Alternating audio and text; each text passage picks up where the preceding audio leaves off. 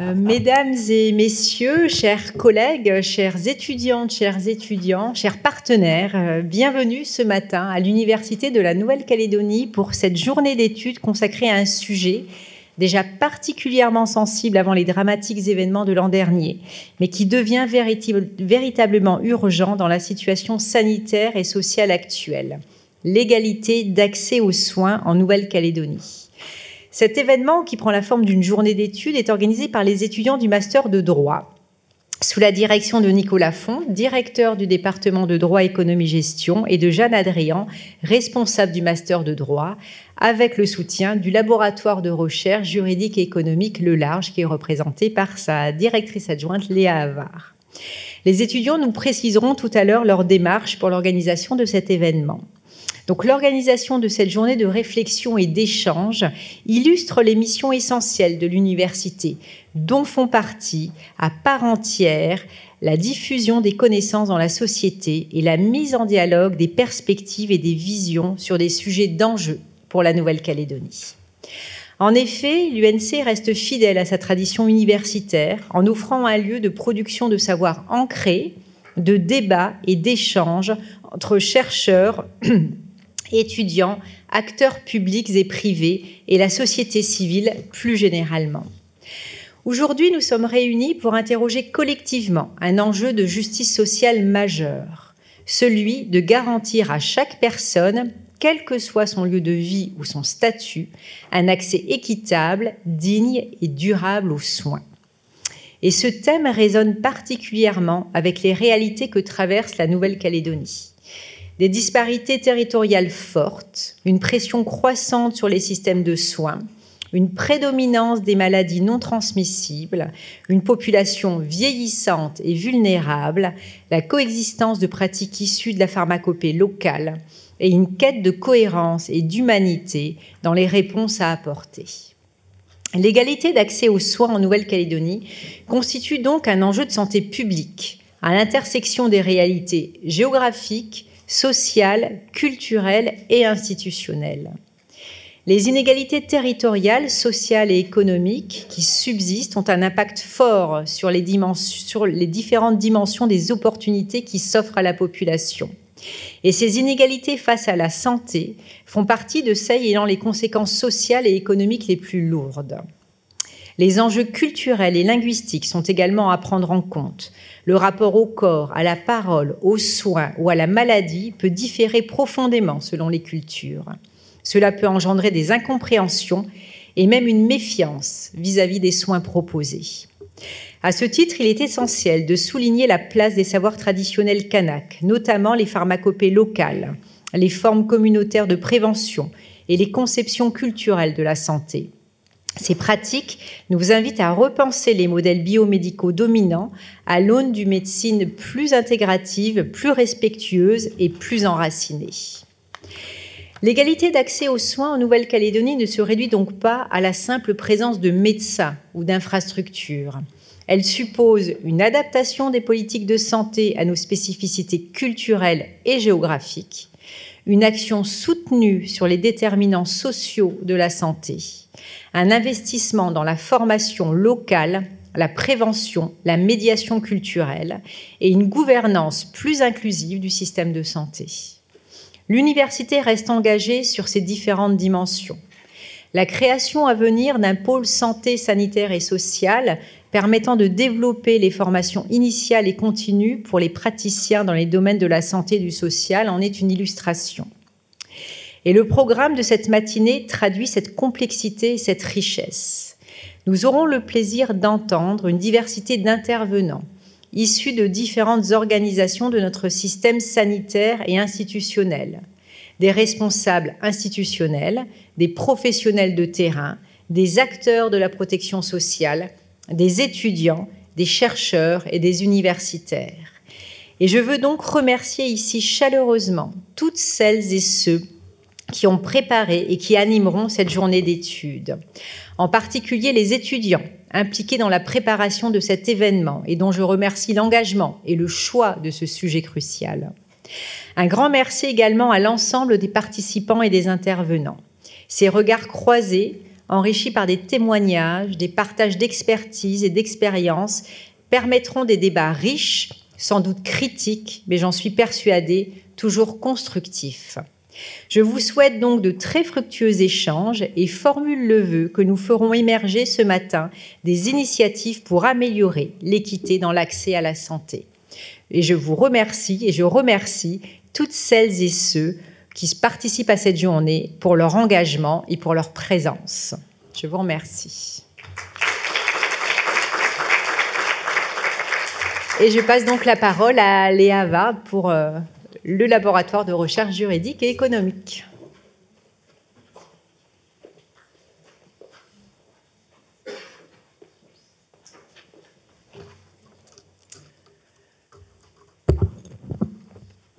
Mesdames et messieurs les intervenants, chers étudiants, chers publics, je suis ravie de vous accueillir donc ici dans cet amphi 400 au nom de la direction du laboratoire de recherche économique et juridique de l'UNC, donc le LARJ. Donc nous nous retrouvons pour cette matinée dédiée à une thématique effectivement centrale qui portera donc sur l'égalité de l'accès aux soins sur le territoire. Alors, je vais faire assez rapide et surtout, je laisserai ensuite la parole aux étudiants pour présenter eux-mêmes le fond, présenter la façon dont va se dérouler cette matinée, puisque ce sont essentiellement eux qui sont à l'initiative de cet événement. Pour ma part, je voudrais surtout souligner leur engagement dans la préparation de cet événement. Il faut bien avoir conscience que ces étudiants donc, du master de droit de la Nouvelle-Calédonie font ici leur premier pas dans le monde de la recherche, puisque l'organisation d'un événement scientifique, eh bien, c'est une forme d'initiation à la recherche, d'où le partenariat entre le laboratoire de recherche et le département droit, économie, gestion. Alors, ils ont eux-mêmes choisi ce thème d'actualité, si je ne me trompe pas, puisque je n'ai pas fait partie personnellement de l'équipe pédagogique qui les a encadrés, mais ils ont eux-mêmes choisi ce thème, donc un thème d'actualité. La présidente de l'université tout à l'heure disait que c'était évidemment un sujet crucial. Et puis, je voulais aussi souligner la démarche qui a été choisie par eux au-delà de la thématique. C'est une démarche qui s'inscrit pleinement dans l'idée de lier la science et la société, puisque les étudiants ont fait le choix non pas d'organiser un événement strictement universitaire, mais ils ont choisi de croiser les regards entre les experts et les acteurs de terrain. Et donc, de cette façon, ils participent à placer l'université au cœur de la cité. Donc la direction du LARJ félicite les étudiants du master d'avoir mené jusqu'à son terme ce beau projet. Et puis je vous souhaite donc de fructueux échanges et je vous remercie une fois de plus pour votre présence.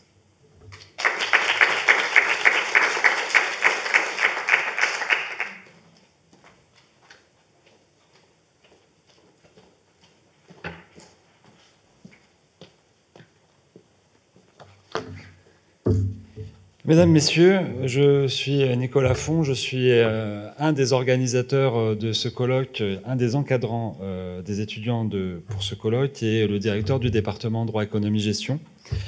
Je voulais dire quelques mots à la fois en tant qu'encadrant de cette manifestation et aussi directeur de département. En tant qu'encadrant, tout d'abord, j'avoue une certaine fierté que cette manifestation se tienne aujourd'hui et qu'avec les étudiants, on ait pu aboutir à organiser cette journée d'études le 17 juillet, en sachant que tout cela s'est fait sur une longue durée, puisqu'on est sur le projet depuis 1 an et demi.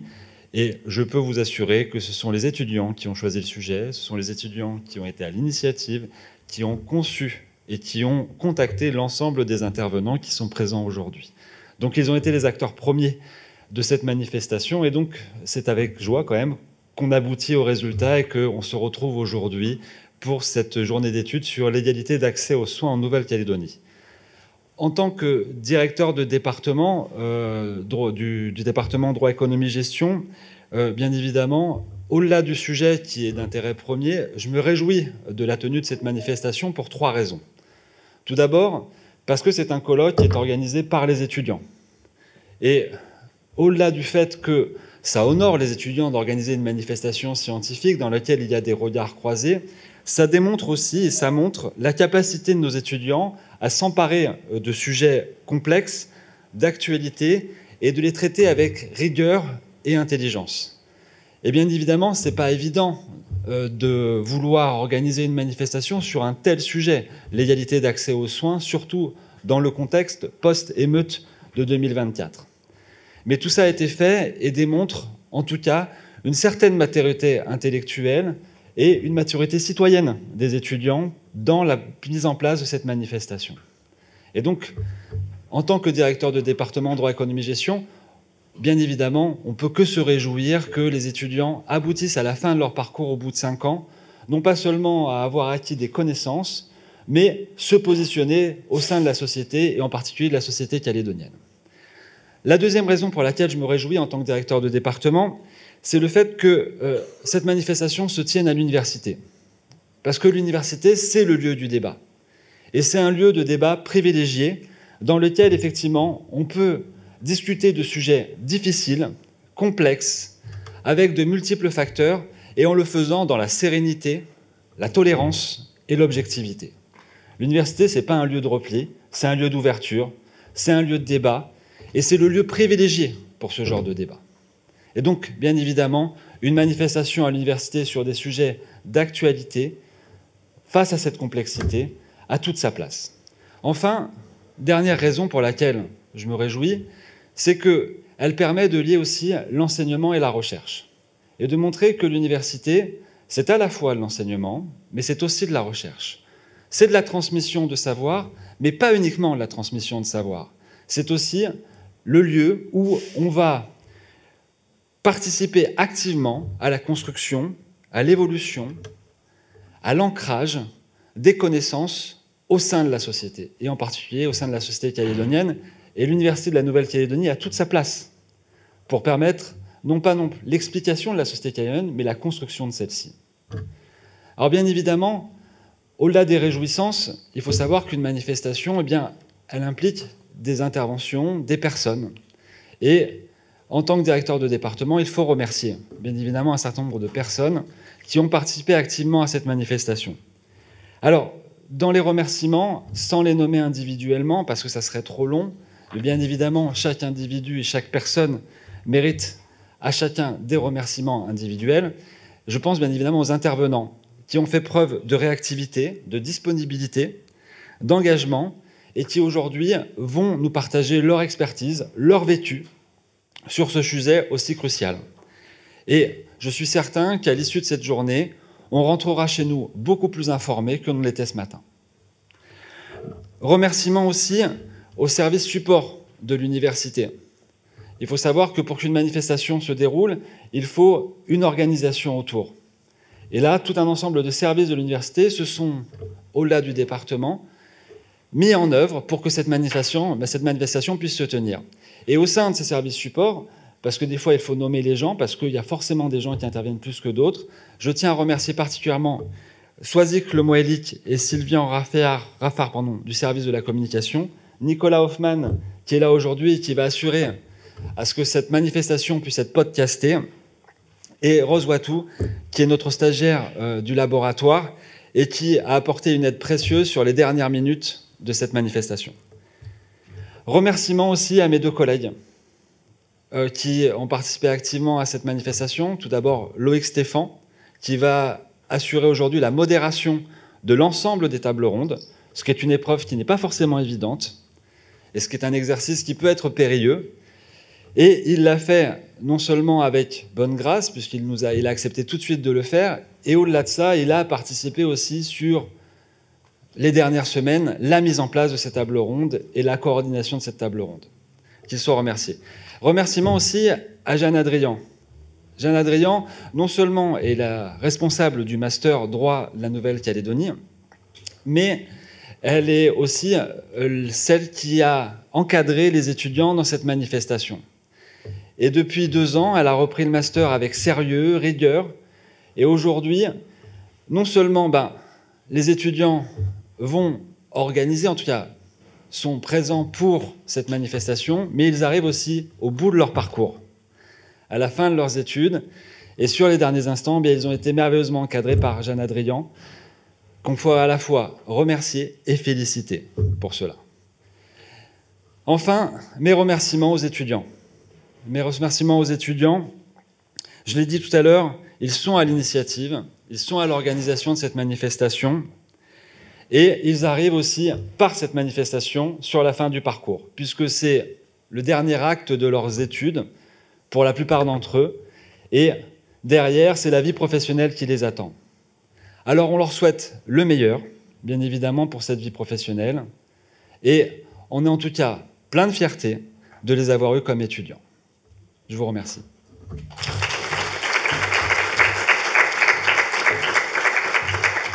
Et justement, on va laisser la parole au premier d'entre eux, Maxime Taoufou, qui va venir ouvrir le colloque.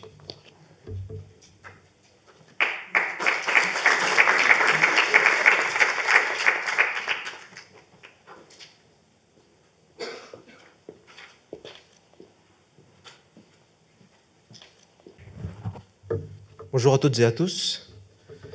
Mesdames, Messieurs, le Master 2 mention droit vise à offrir une formation juridique approfondie, spécifiquement adaptée au contexte calédonien.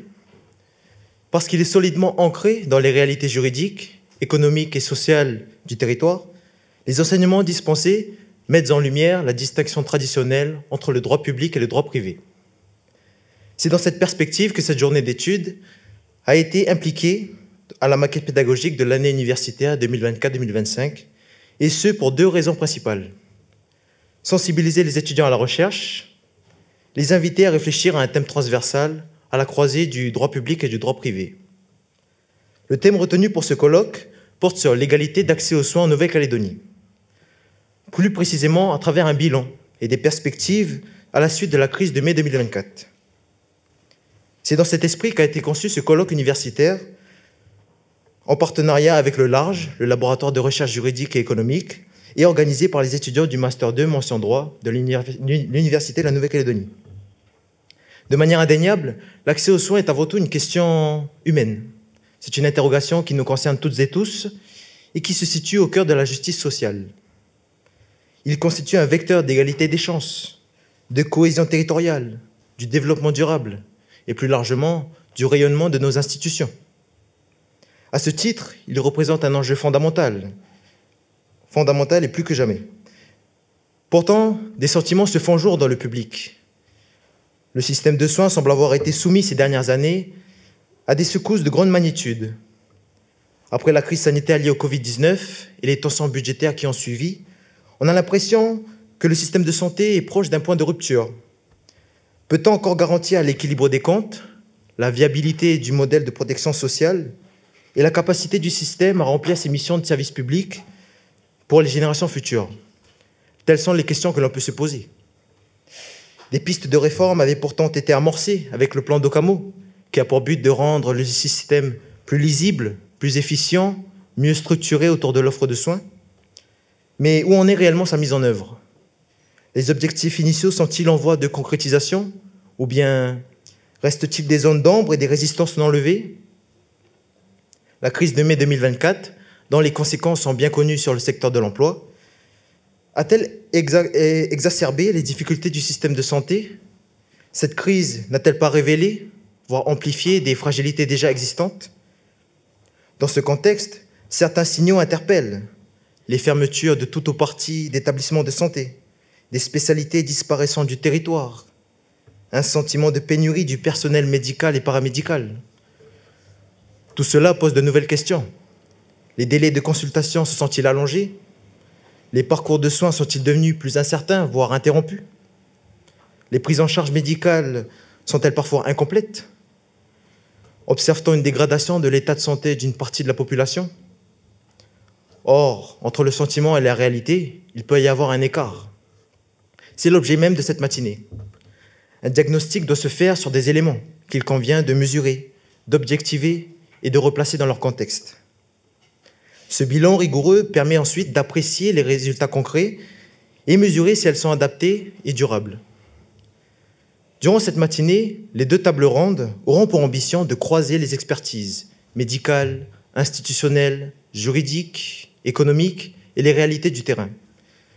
Nous avons tenu à intégrer des témoignages d'étudiants calédoniens afin de nourrir la réflexion collective et d'ancrer les débats dans des vécus ouverts. L'objectif est de répondre à une problématique centrale. Le droit à l'accès aux soins pour tous est-il aujourd'hui gravement menacé ?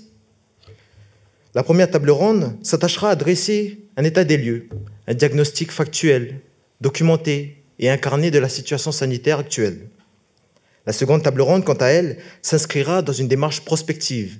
Elle visera à identifier les leviers d'action, qu'ils soient juridiques, humains, techniques, culturels, pour sortir de la crise. Il s'agira notamment de proposer des pistes de solutions adaptées aux réalités calédoniennes, en articulant les modèles institutionnels et les savoirs endogènes. Je suis convaincu que cette matinée sera riche en échanges et en propositions et qu'elle contribuera utilement à documenter un sujet aussi central que l'accès équitable à la santé dans notre archipel. Je vous souhaite à toutes et à tous une excellente matinée d'échanges et je me réjouis que cet événement puisse se tenir ici à l'Université de la Nouvelle-Calédonie. Merci pour votre respect et votre engagement.